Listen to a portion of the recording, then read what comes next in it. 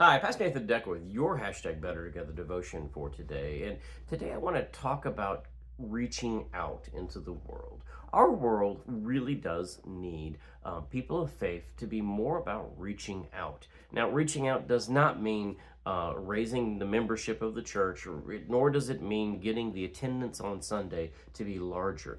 That's not reaching out, and that's actually not even evangelism. Reaching out really means going out and finding folks who feel as though God is not with them and letting them know that God is.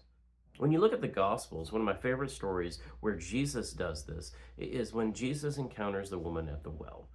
So this is in the middle of the day for starters, and she's getting water, and he asks her to get him some water. Well, this is rather weird. He's Jewish, she's Samaritan. The two do not mix typically, and so she points this out. But when she encounters in Jesus is not what she expects. She doesn't encounter the judgmentalness. She doesn't encounter the entitledness.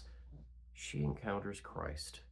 She encounters someone who is willing to talk and to love, even though he knows who she is, why she's there, that she's had her sexual life has been one that is not within the norm. So unpack that a little bit. As church, are we the judgmental expectation that people have of us? Are we truly the people of just rules and regulations and trying to control and manipulate people's lives? Or are we more like Jesus when he encounters the woman at the well? Or we know you've messed up. We know you've gone through some things. We have too. We've all gone through some things. But the experience of grace and forgiveness that I've encountered with Jesus has empowered me to look at your life and to say, no, this doesn't exclude you. In fact, I want to include you. I want to be a part of your life. I want to relate to you. Tell me about your problems. Tell me about what's going on. You see, really reaching out into the world is striving for authentic relationships with people where we get to encounter them where they are, where we get to share our own journey, where they get to share their journey, and we listen. And we don't try to fix them. We don't try to manipulate them. Let God do that. But instead, we strive to love them. We strive to embrace them, to wrap our arms around them. And when we do, if you follow the story that happens in the gospel, the woman at the well goes to the village and begins telling everybody about this strange rabbi that she met.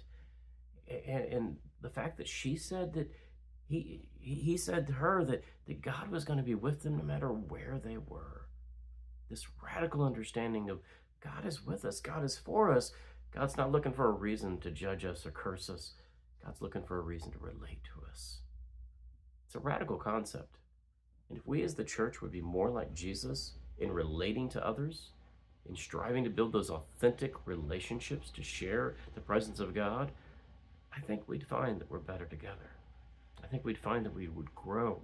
Yeah, even in those metrics that we like to look at with our membership and our worship attendance, we would grow, but not because of manipulation or control or thou shouts, but instead because of our gentle, wonderful love that we're sharing just like Jesus did.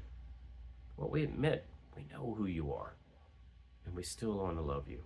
We still want to be a part of that. We still want to be better together.